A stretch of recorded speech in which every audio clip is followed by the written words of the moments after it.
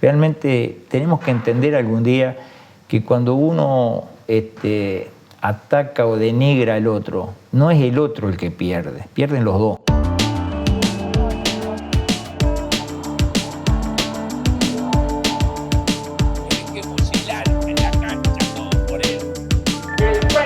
Candidatura es un precio pequeño. La conciencia tan tranquila como entré. Nosotros no la queríamos recibir del poder militar que del poder de facto. Ese Mercosur que va a ser el cambio cualitativo más grande que va a sufrir nuestro país. Mejorar las condiciones de vida de Montevideo, que es muy grande. Hemos obligado y a guardar y defender la Constitución de la República. La unión es lo que nos piden los uruguayos. Buenas noches. Estoy encantada de recibirlos nuevamente a cruzar el puente y esta vez lo haremos junto al senador Guido Manini Ríos. Guido Manini Ríos Strata nació en Montevideo el 20 de agosto de 1958, en el seno de una familia relacionada íntimamente con la política nacional. Su abuelo Pedro fue diputado, senador y ministro del Interior durante la presidencia de José Valle y Ordóñez. Más tarde, rompió con el líder colorado y formó su propio sector, el riverismo. Será vital en el devenir político del país. Por otra parte, su tío Carlos fue diputado y senador, ministro de José Pacheco Areco, ministro del primer gobierno de Sanguinetti y director del diario La Mañana, fundado por Pedro Manini en 1917. Su padre, Alberto, fue diputado en 1958 por la Unión Demócrata Reformista. A pesar de este legado político, Guido abrazó la carrera militar después de cursar la primaria y secundaria en el Liceo Francés. Ingresó al Liceo Militar en 1973.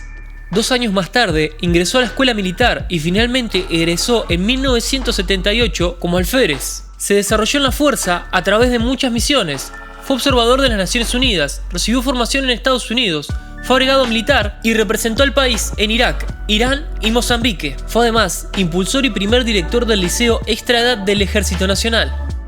Fue promovido al generalato en 2011. Paralelamente, se licenció en Historia. Fue director general del Hospital Central de las Fuerzas Armadas y director nacional de la Sanidad Militar. En 2015, fue ascendido al cargo de comandante en jefe del Ejército, en un acto público en el cual se hizo alusiones al ideario artiguista. En 2019, se mete de lleno en la arena política y crea el partido Cabildo Abierto, además de ser proclamado como precandidato a la presidencia, resultando electo senador y con una votación que lo colocó como líder de la cuarta fuerza política del país. Está casado con la ministra Irene Moreira y tiene 2 hijos. Hoy nos acompaña a cruzar el puente el senador Guido Manini Ríos.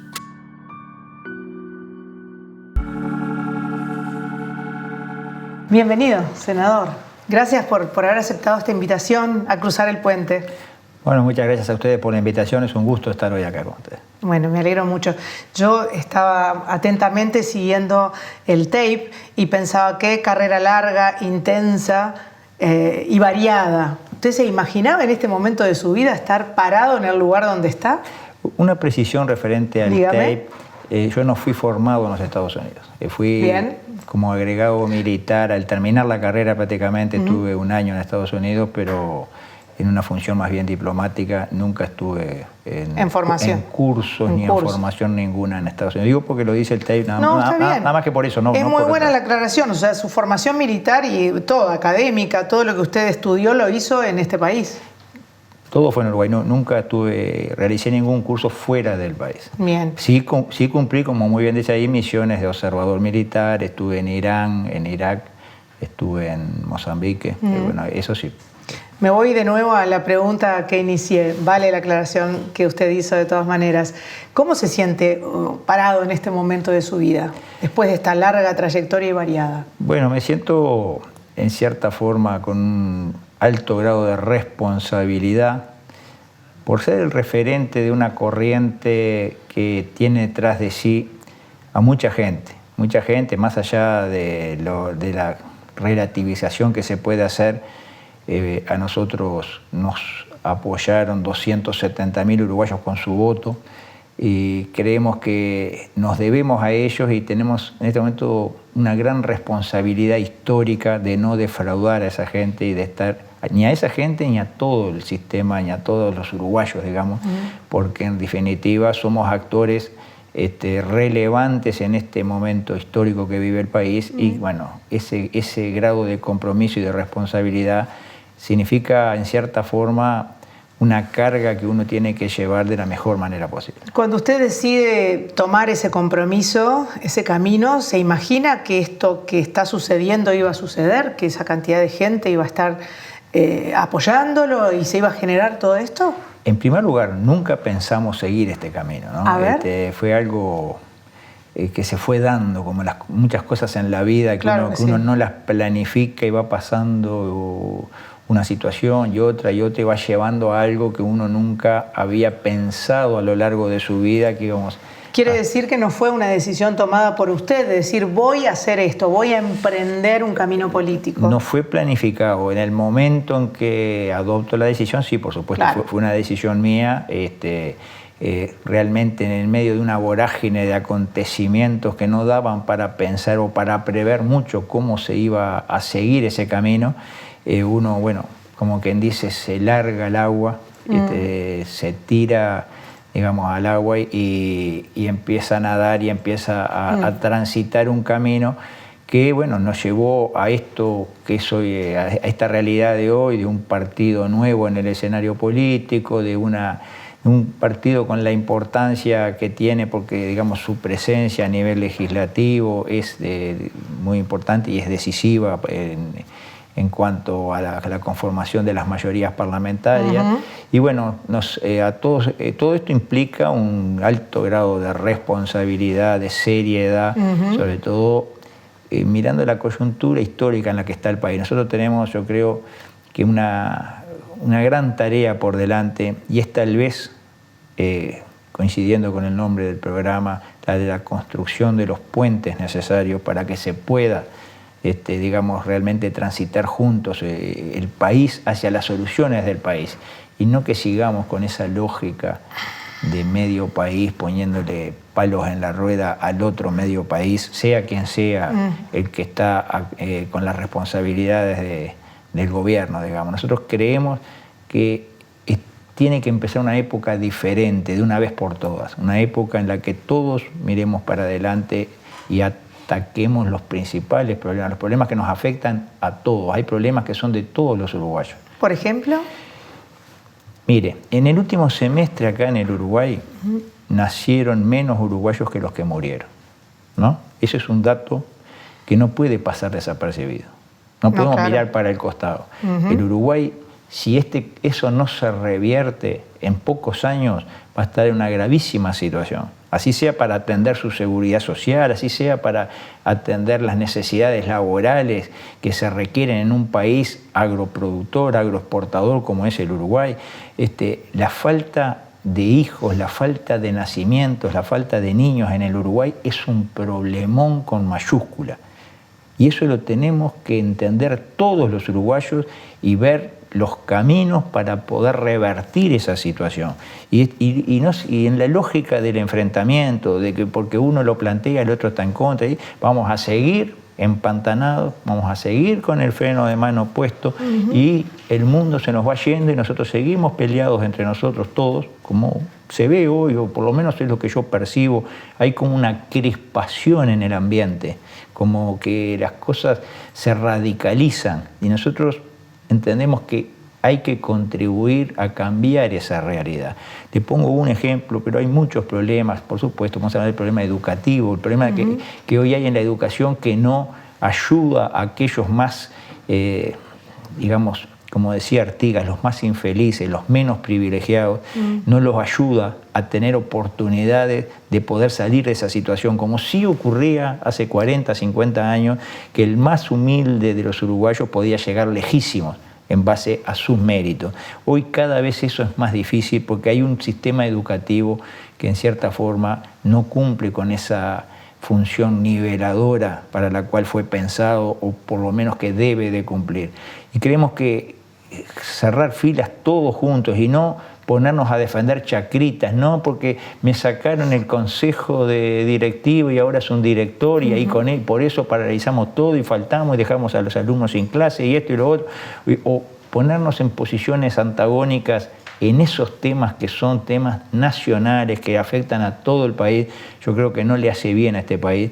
Bueno, nosotros por lo menos lo que hemos dicho siempre, a pesar de algún estereotipo que se pretende imponer de lo que somos nosotros, alguna etiqueta que se nos ha puesto, yo creo que si hay un partido aquí que tiende la mano y busca a mirar hacia adelante todos juntos, busca tender puentes justamente, ese es el nuestro, lo decimos permanentemente, no estamos de acuerdo con aumentar o profundizar esa brecha, esa división que hay. Y tengo ejemplos, si los quiere se los menciono, en los cuales Cabildo fue el partido que bajó la pelota al piso y dijo vamos a no seguir por este camino del enfrentamiento.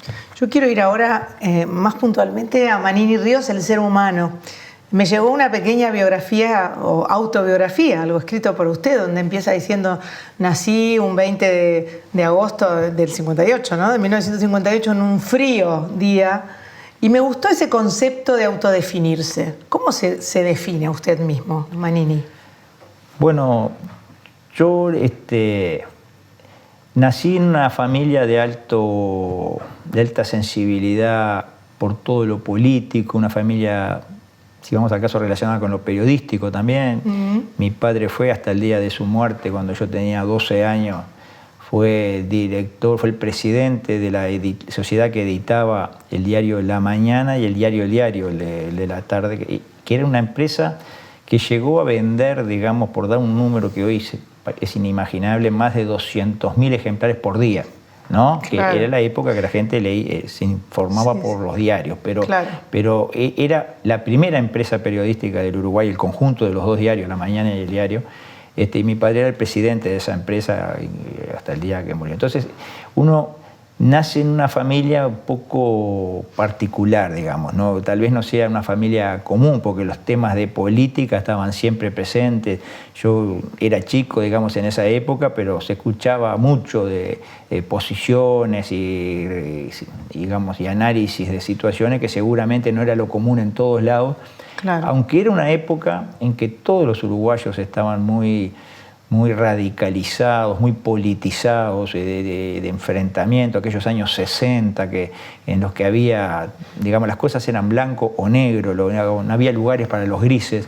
Y bueno, uno lo vive en una familia muy numerosa, éramos 9 hermanos, de los cuales yo soy el penúltimo.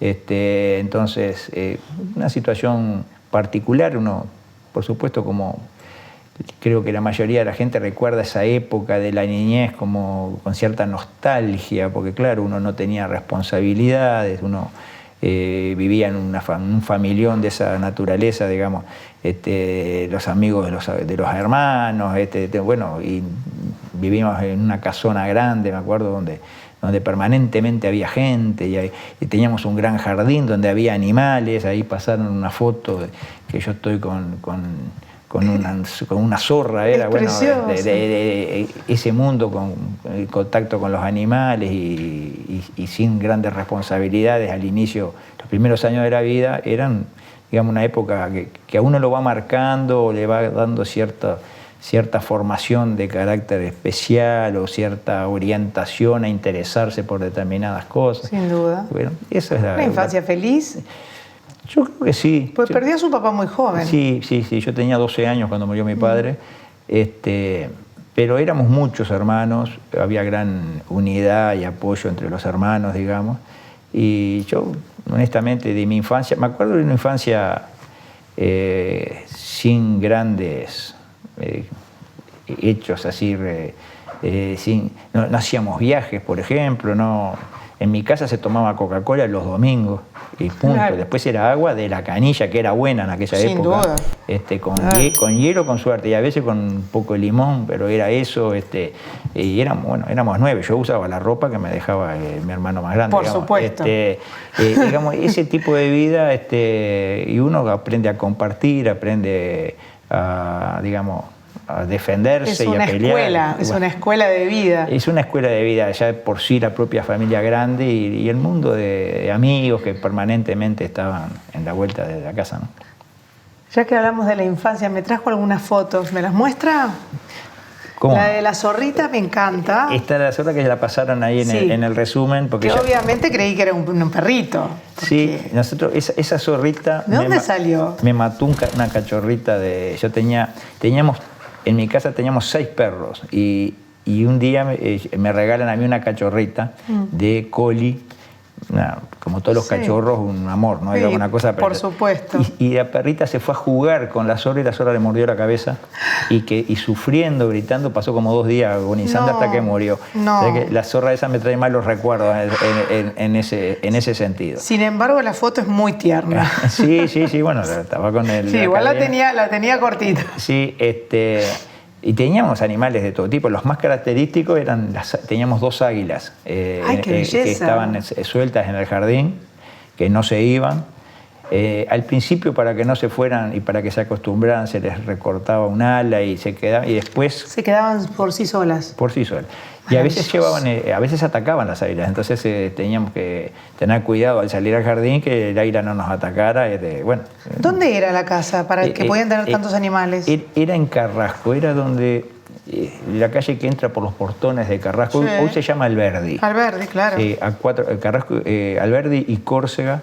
Ahí era un caserón con un gran jardín. En realidad eran 2 casas, ¿no? Porque los 9 vivíamos unos en una y otros en otra con un gran jardín al medio. Ah, qué belleza, qué linda infancia. Uno, digamos, en ese aspecto tenía ese aire libre que daba tener... Hoy ya se busca para la ciudad de la costa, para el este, ya nos vamos para otros lados. Hoy nos vamos para otros lados. Carrasco era el balneario de aquellos momentos. Claro, también. Vivía poca gente. En el fondo había todo un monte de eucaliptos, que hoy son todo casas que se han hecho sobre la calle del fondo, digamos. Por supuesto. Ha cambiado mucho, por supuesto. Muéstrame las otras. Estas 2 fotos son ¿Sí? en el día que cumplió 15 años una hermana mía. ¿Qué es este lugar? Es en esa misma casa. Sí. Esto en realidad parece muy grande, pero es un estanque bastante chico. Y eso era parte de los animales que teníamos 2 cisnes. Ay, no, qué belleza. Sí. Y acá estoy con mi hermano menor, soy yo y es mi hermano, el 9º de los 9 hermanos, digamos. Están muy elegantes los dos, Sí, el cumpleaños de 15, porque ¿no? el cumpleaños de 15 era ahí, supongamos que fue esa noche, la tardecita, antes que oscureciera, nos sacaron esa foto. Ya el fotógrafo que venía por mi hermana. Bueno, acá es un galán directamente, le digo. Sí, y realmente no recuerdo en qué oportunidad fue sacada esa foto, yo tendría unos 10 años seguramente. No, parece un señorito. Sí. Maravilloso, maravilloso. Son fotos de la infancia que uno a veces los mira con cierta nostalgia, pero... Estos son los momentos en los cuales uno puede permitirse la nostalgia a través de estos momentos y por compartirlo con la gente y que lo conozcan también desde otro lado. ¿Cómo no? Nos vamos a una breve pausa, queridos amigos, volvemos enseguida y seguimos cruzando el puente con el senador Manini Ríos.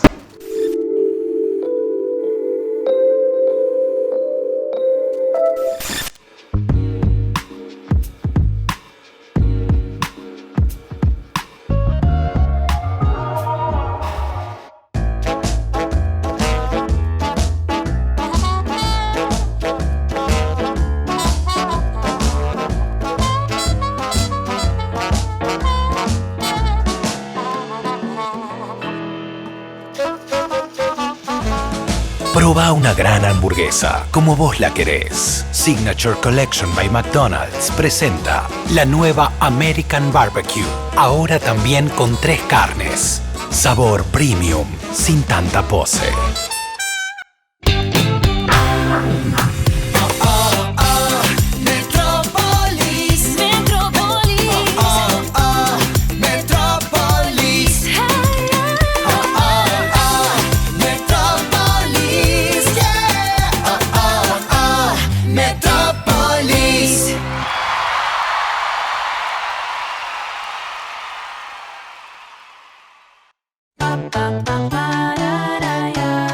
Elegir un colegio es una decisión muy importante. Vení a conocer la SAFA.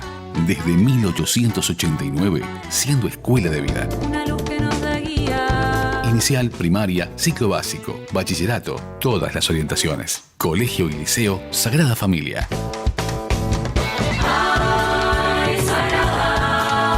Avenida del Libertador 1960, zafaguada.edu.uy. Hoy para UNASPU no es un día más.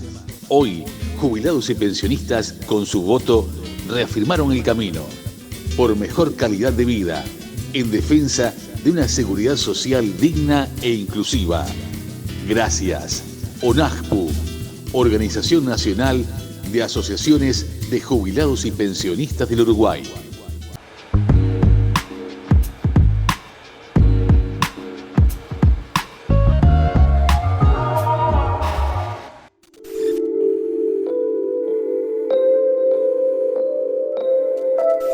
Continuamos. Es tiempo de seguir cruzando el puente con el senador Manini Ríos.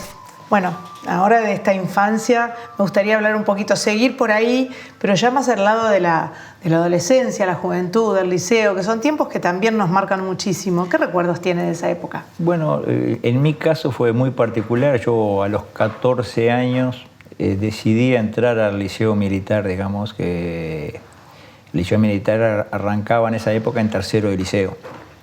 Y bueno, y ya como quien dice, esa parte de la adolescencia a partir de tercero de liceo estuvo muy condicionada por todo lo que significaban las actividades tan particulares y aparte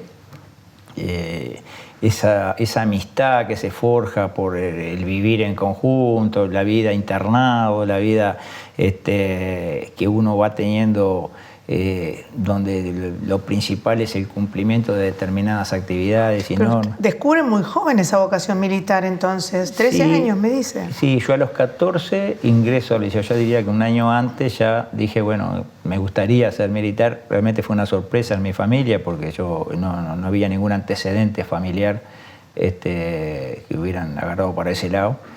Era una época muy especial, una época de mucho enfrentamiento, de mucha dureza. Había todos los días noticias que por un lado mostraban acciones que llevaban hechos de sangre y por otro lado mostraban a los militares, al ejército actuando. Entonces, un buen día, son esas cosas que surgen, lo que, digamos, es difícil definir. Definir por qué, cuándo, qué fue lo que la chispa, ¿no? ¿Por qué la vocación? Claro. Un médico, salvo que tenga antecedentes, que no haya nadie en la familia que diga yo quiero ser médico, ¿por qué lo quiere? Bueno, realmente hay algo. La respuesta es porque sí, porque le apareció. Bueno, en este caso fue algo similar.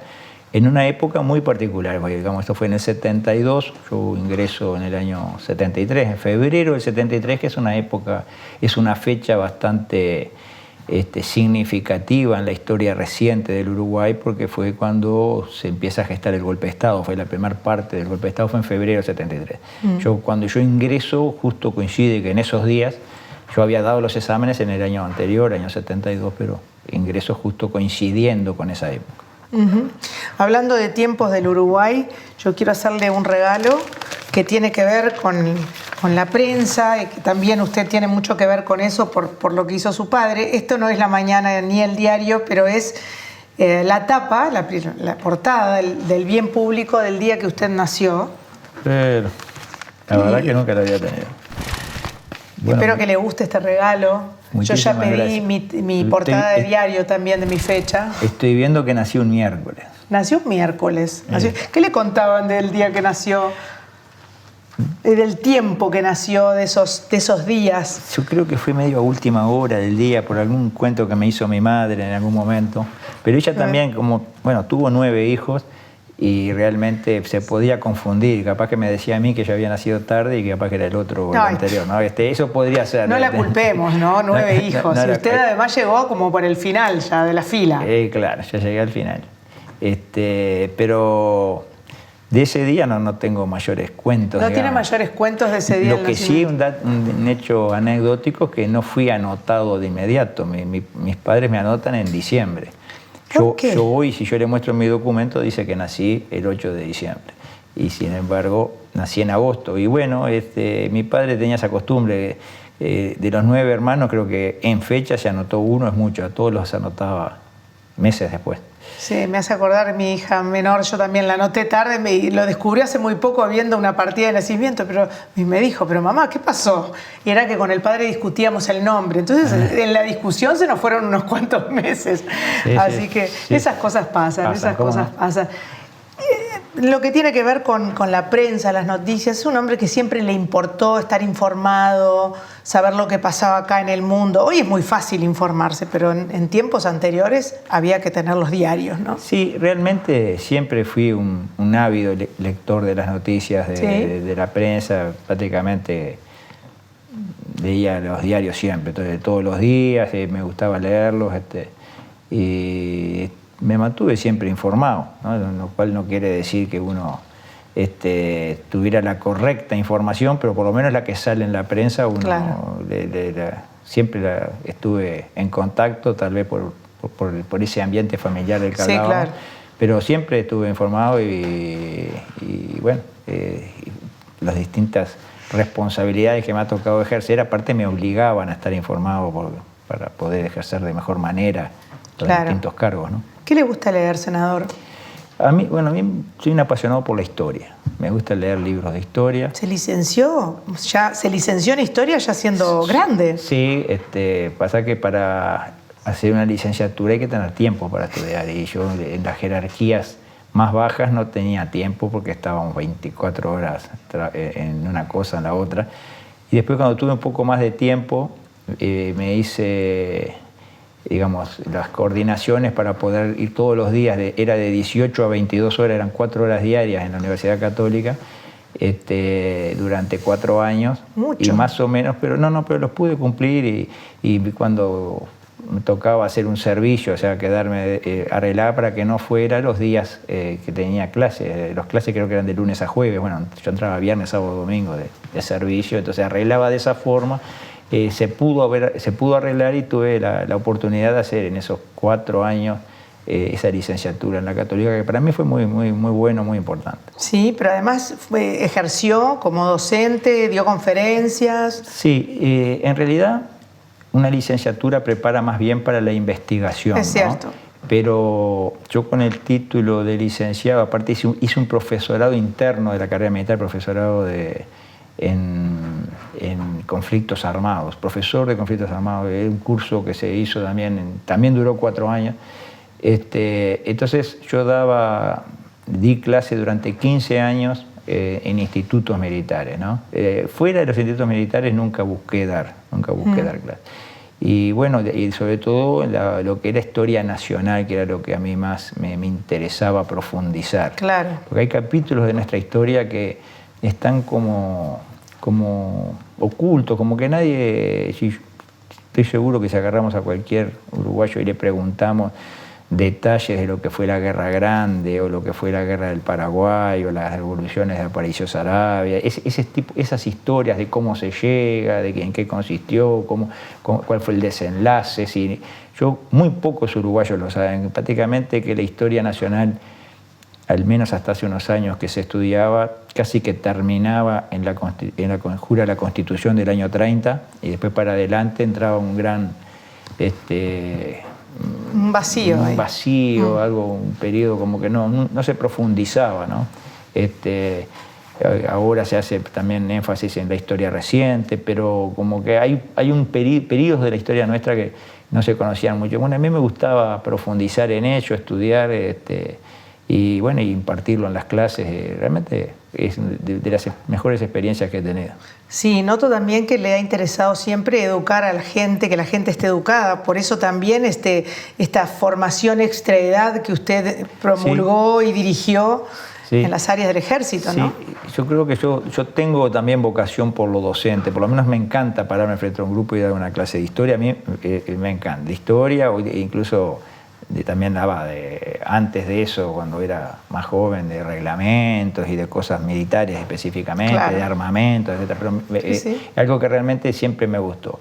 Un buen día surgió la necesidad de darle a los integrantes del ejército la posibilidad de que completaran los estudios, el ciclo básico de bachillerato sobre todo, para poder acceder a las jerarquías más altas del personal subalterno, llegar a suboficial.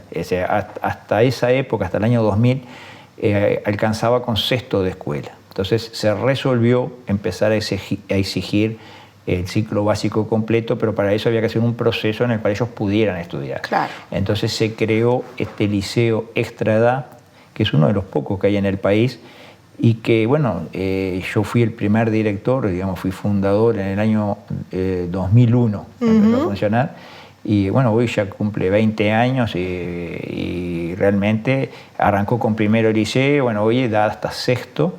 Sí, hasta sexto. Y hay quienes han hecho los 6 años de liceo ahí, y realmente con números muy positivos ha sido una gran oportunidad para muchísimos, y yo creo que es de las cosas que uno puede decir que significaron un paso adelante, digamos, en lo que es la institución y en la formación de la gente, ¿no? Bien, le voy a pedir algo que le pedimos a todos nuestros invitados, y es que en esta libreta nos haga una línea de tiempo, de 3 momentos nada más, no le vamos a pedir una larga línea, pero donde me marque 3 momentos importantes de su vida a nivel personal, que lo hayan marcado.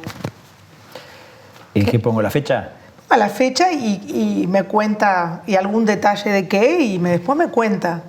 Bueno, puedo poner el 21 de diciembre del 78. Bien. Puedo poner tantos. El 17 de agosto del 82. El 10 de enero del 87. Le pongo estas 3 fechas, pero le puedo poner 10 más si quiere. El 21 de diciembre del 78, yo egreso, salgo de la escuela militar, que vivíamos en un régimen de internado, con exigencia, con mucha dureza, y paso a ser un oficial del ejército. Entonces paso a tener libertad, como quien dice, y uno ahí ya tenía... ¿Qué edad tenía en ese momento? 20 años, ¿no? Con 20 años, y bueno, el mundo por delante, en una época, digamos, cualquiera de nosotros a los 20 años se siente que puede ganar el mundo.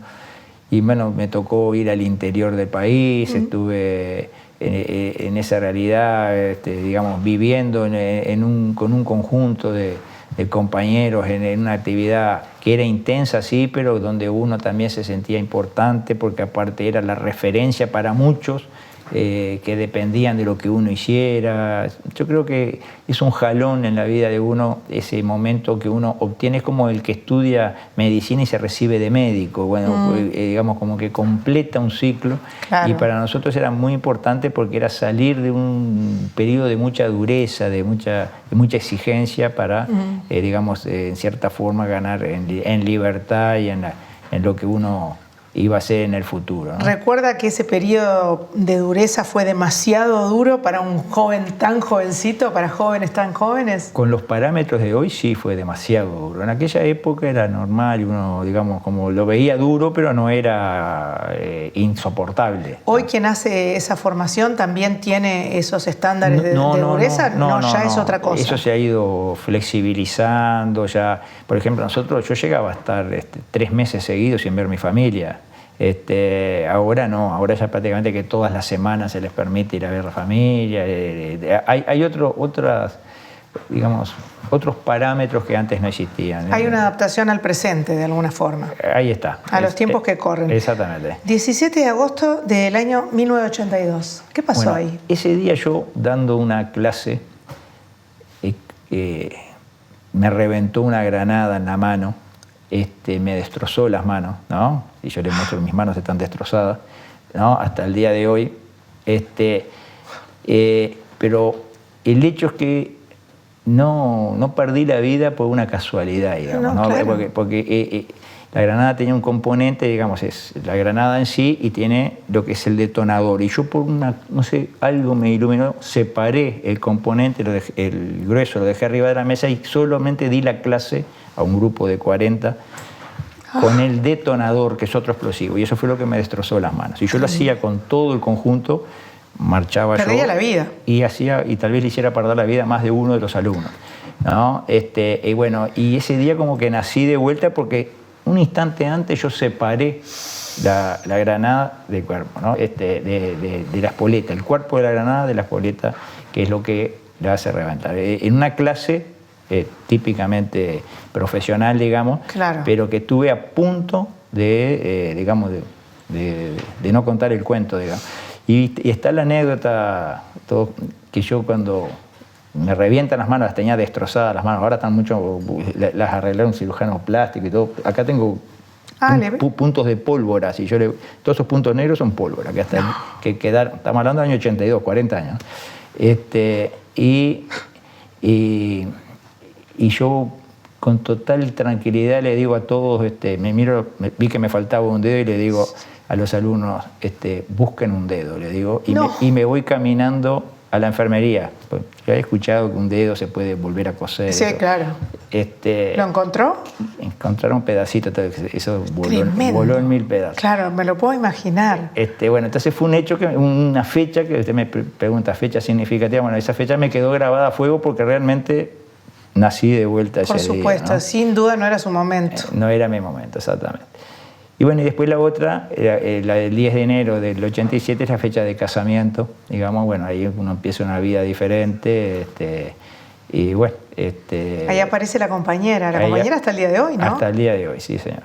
Y bueno, eso también marca la vida, cambios de la forma de que... ¿Cómo cambia esa vida de un hombre que está acostumbrado un militar, acostumbrado a estar siempre con compañeros, y bueno, aparece la mujer? Aparece la posibilidad de formar una familia. Sí, yo digo que es más común y normal de lo que uno puede pensar. Uno al final, lo que sí, a partir de ahí se terminaron los superhorarios, que uno se quedaba hasta la noche. Bueno, ahí había que ir a estar con la compañera, con la familia, después vinieron los hijos, esa parte uno también la tiene que cumplir y tratar de estar presente, aunque muchas veces nunca lo suficientemente presente como quisieran ellos. Pero ¿cuántos hijos vinieron? 2 hijos. ¿Qué edades tienen esos hijos hoy? Y bueno, tienen 31 y 29, una nena y un varón. ¿Qué hacen? La nena se casó hace poco, es casi contadora y trabaja en un estudio privado. Bien. Y el varón es técnico agropecuario y atiende un establecimiento agropecuario que tenemos en el departamento de Artigas. ¿Cómo fue criar a esos hijos? Y bueno, a veces no con la presencia tan cercana de los padres, o por lo menos del padre, y con bastante libertad, yo creo, pero creo que en definitiva fueron creados en un ambiente en el que se les explicaba la importancia de ganarse la vida por el esfuerzo propio. Claro. Creo que no tuvieron malos ejemplos, digamos, en el sentido de no buscar ellos mismos caminos en la vida. Creo que, en definitiva, los dos, cada uno en lo suyo, están trabajando y están saliendo adelante. No me puedo quejar de mis hijos, realmente no me han dado disgusto. Eso es muy importante. Eso es muy bueno. ¿Me puede esperar un poquito? Yo me voy a ir a una pequeña pausa, pero vamos a volver enseguida para seguir transitando este puente.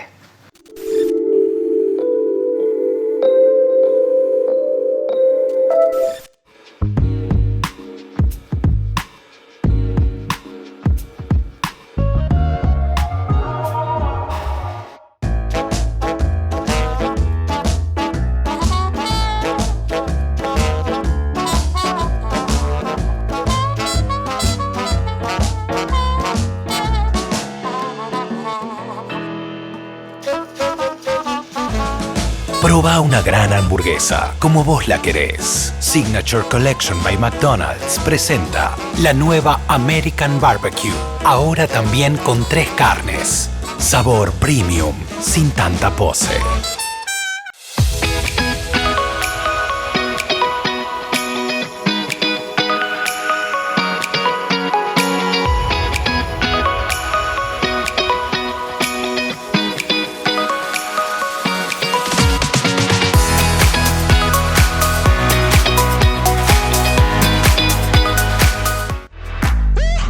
Muebles Da Vinci, fabricación de living nacional, trabajos a medida, gran variedad de telas a tu elección. Contactanos a través del www.mueblesdavinci.uy, @mueblesdavinci o al 098 60 0069.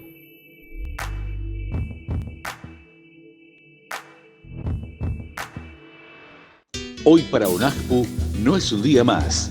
Hoy, jubilados y pensionistas con su voto reafirmaron el camino por mejor calidad de vida en defensa de una seguridad social digna e inclusiva. Gracias. ONAJPU, Organización Nacional de Asociaciones de Jubilados y Pensionistas del Uruguay.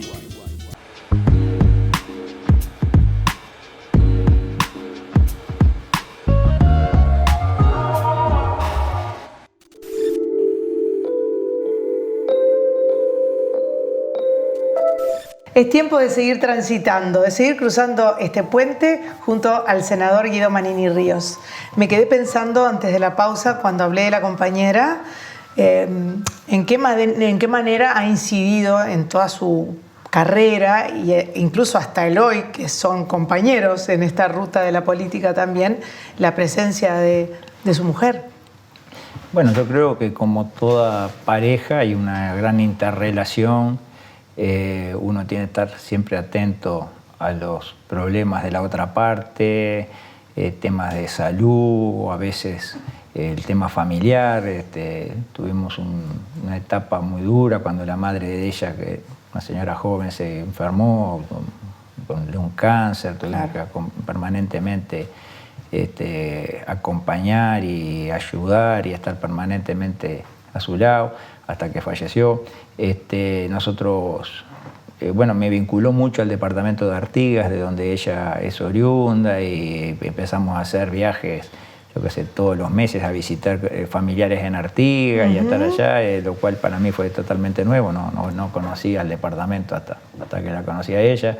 Esos son los cambios que se van introduciendo, por supuesto, después cuando vienen los hijos, todas esas tareas en conjunto, y yo soy de los que muchas veces hago las funciones que a veces uno no se las imagina, de cocinar o de limpiar algo, de fregar y esas cosas. No me lo imaginaba, senador, realmente. No, claro que no, pero vuelta y media lo tengo que hacer, y más ahora en estos tiempos que ella está tan ocupada como yo, o más ocupada. Sí, ya, compañera de trabajo. Claro, entonces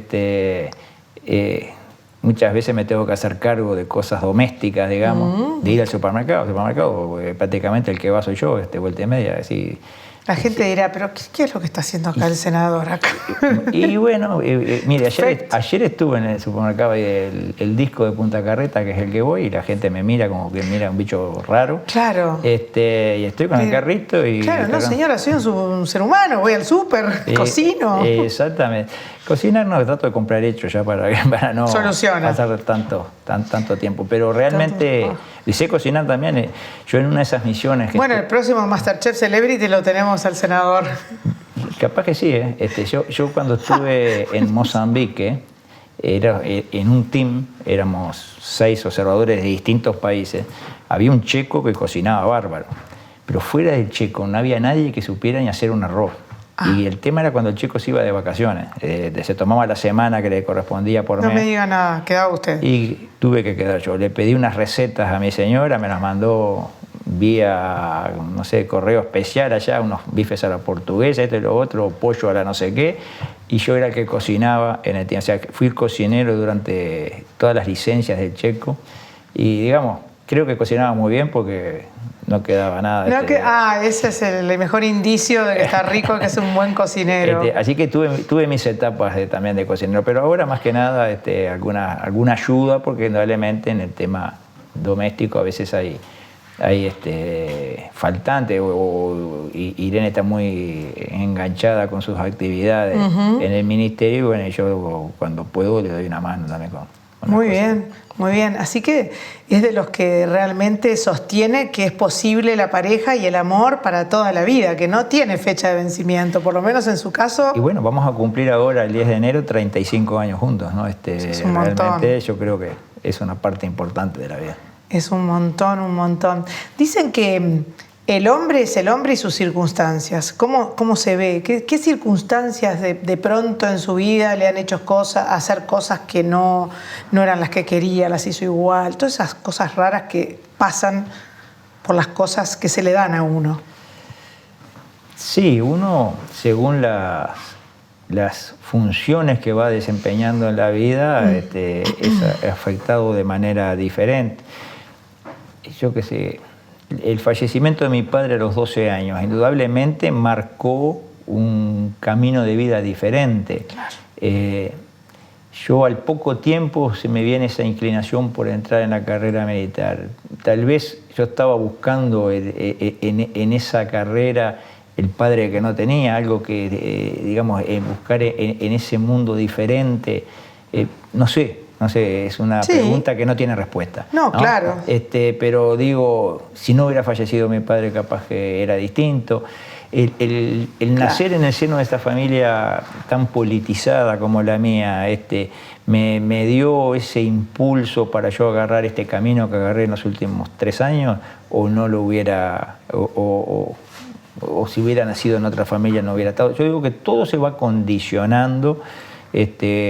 Las circunstancias que se dieron para que yo dejara mi carrera y enganchara o asumiera esta realidad, si no se hubieran dado. O sea, siempre uno dice, si no hubiera pasado tal cosa, yo no hubiera hecho tal cosa, capaz que yo sería hoy, no sé, un abogado como mi familia, una familia de abogados básicamente, podría haber sido abogado. Y en ese camino quedan arrepentimientos, cosas que hoy dice mejor si no las hubiera hecho.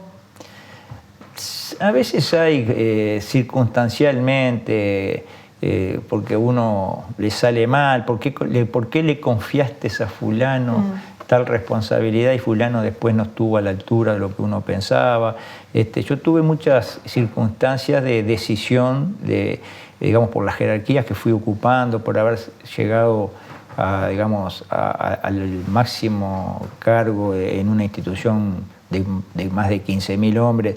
Tuve que decidir muchas veces entre fulano y mengano, ese tipo de decisiones a veces son muy duras y a veces genera cuestionamientos, ¿por qué hice esto y no hice lo otro? Pero de ese tipo yo diría que no tengo mayores arrepentimientos en la vida, no tengo mayores. Yo tal vez si naciera haría de vuelta lo que he hecho. En la clase de la Granada no lo hubiera dado, esa clase hubiera eso sin Me lo ni que puedo hablar. imaginar.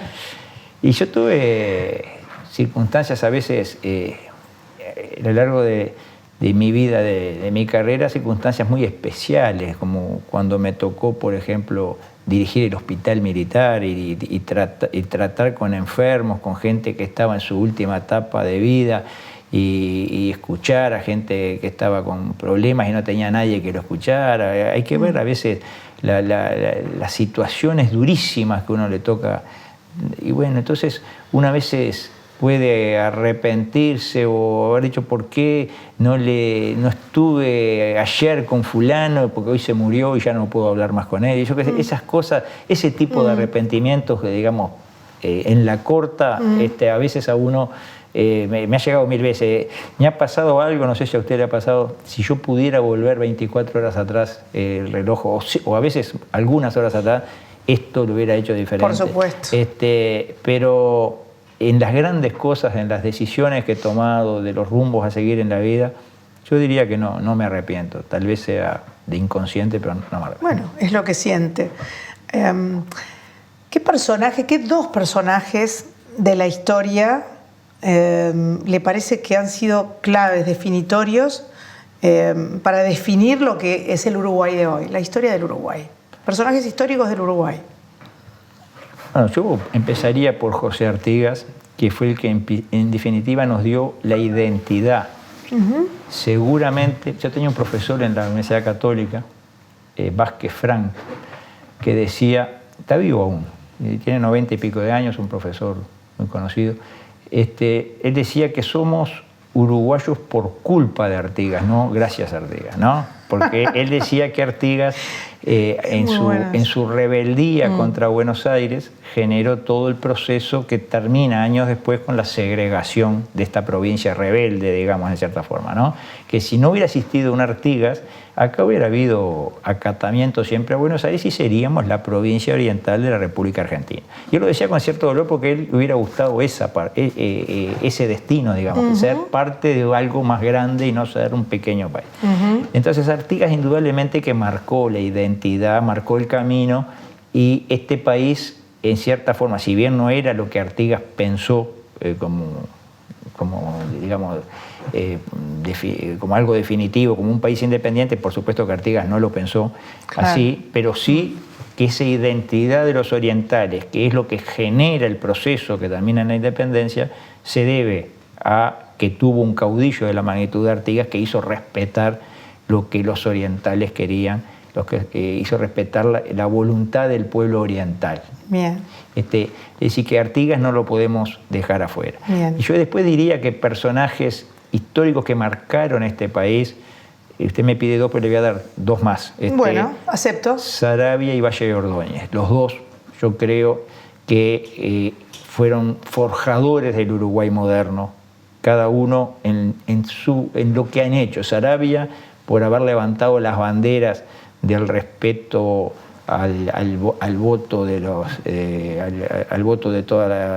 ciudadanos, por las banderas de la libertad electoral, la bandera del respeto a las minorías, esa bandera que él levantó y por la cual murió, que si bien demoró algunos años más, pero después cristalizó con la primera votación con voto secreto en el año 16, después la votación de las mujeres. Esos son logros que se van sucediendo en el tiempo, pero que se originan en esas luchas de Saravia, y Valle como el gran hacedor desde el gobierno de las políticas que van a marcar el siglo XX, en definitiva van a marcar al Uruguay hasta el día de hoy. Yo creo que esas dos personas, me parece que son hacedores del Uruguay moderno. Se podemos nombrar a muchísimos, y en otras áreas, un José Enrique Rodó es un personaje que marca muchísimo, habría que leerlo mucho más, por los mensajes que da Rodó, ese canto a la potencialidad de la juventud. Él le habla a la juventud del continente, de toda Iberoamérica.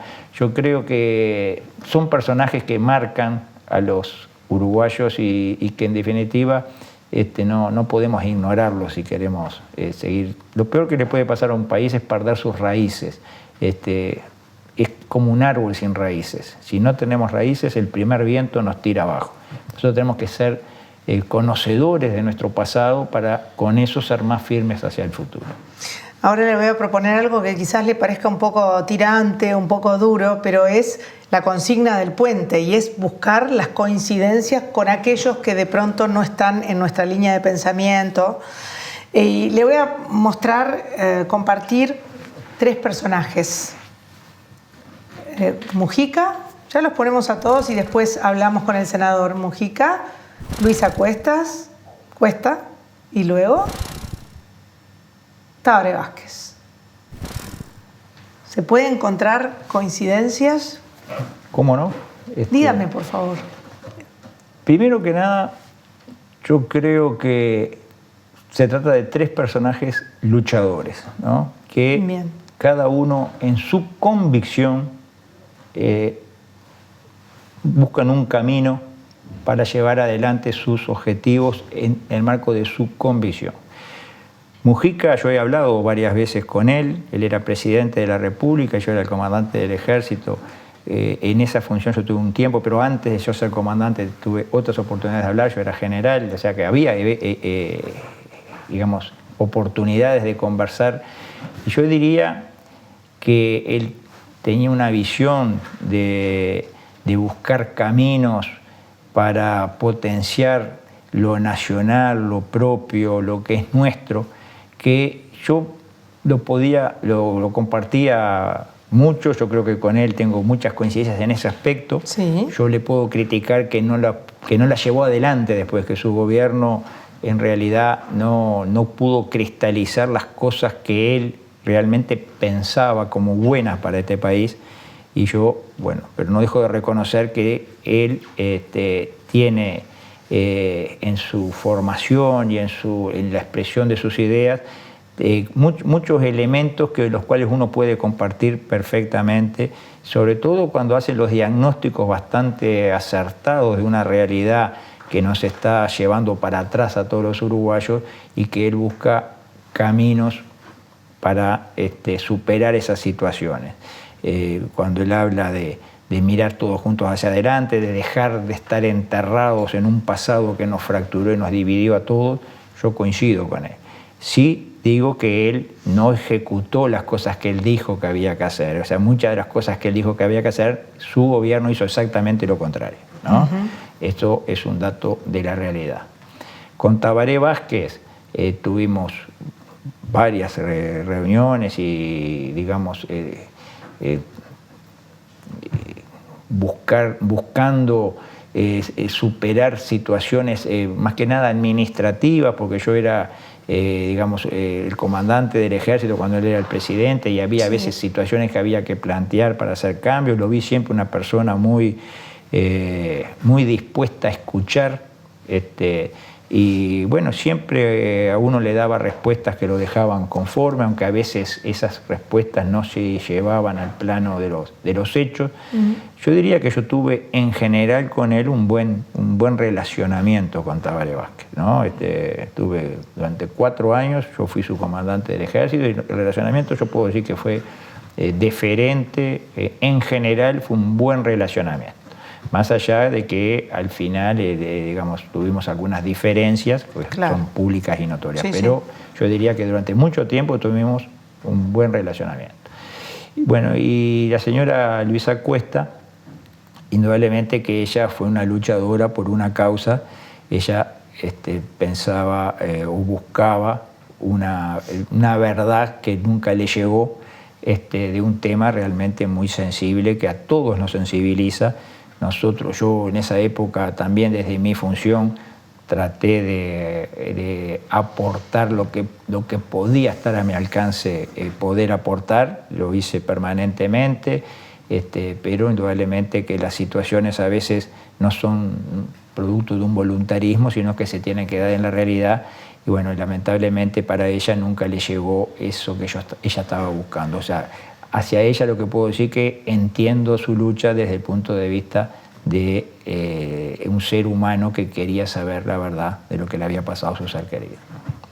Senador, ¿qué cree que podemos hacer para construir un mundo mejor? Sobre todo ahora que estamos como más tocados por el tema de la pandemia y se ha visto aflorar cosas bastante complicadas de los seres humanos, cosas muy lindas, pero también cosas muy sórdidas. ¿Qué se puede cambiar para que el mundo sea más lindo? Y bueno, realmente uno ve un proceso en el cual cada vez el ser humano se va volviendo más egoísta, más encerrado en sí mismo, más individual. Creo que hay que empezar a revertir eso de alguna forma.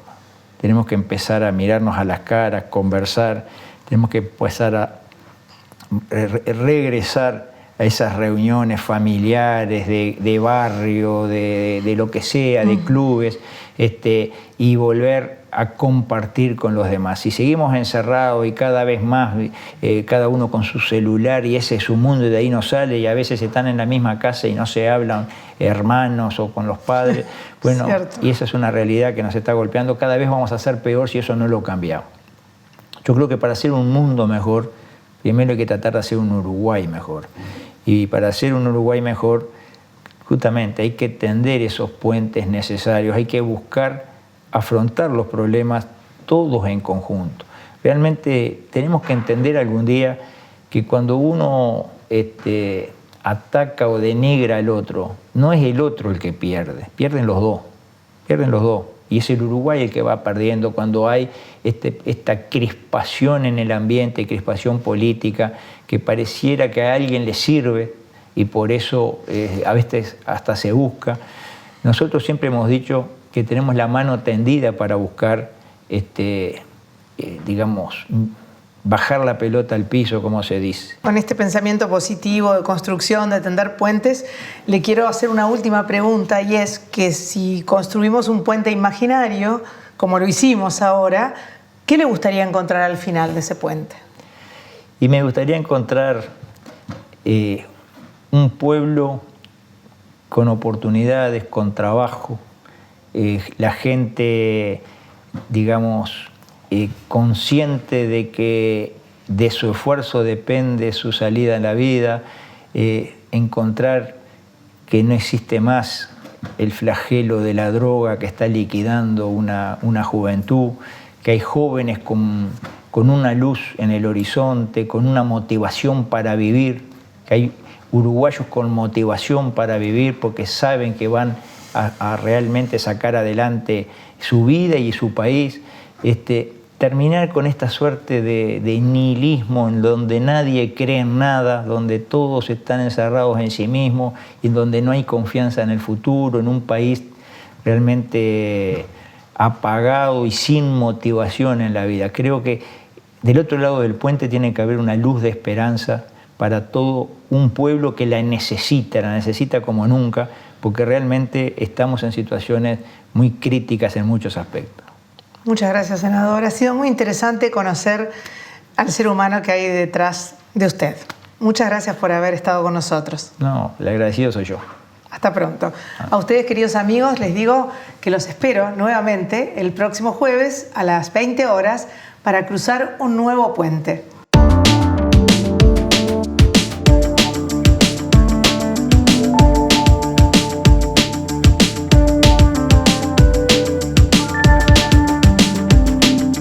La verdad que creo que ese fue lo que me dice que yo quería trabajar con los niños también. En realidad mi vocación era ser pediatra después de lo que me pasó, ¿no?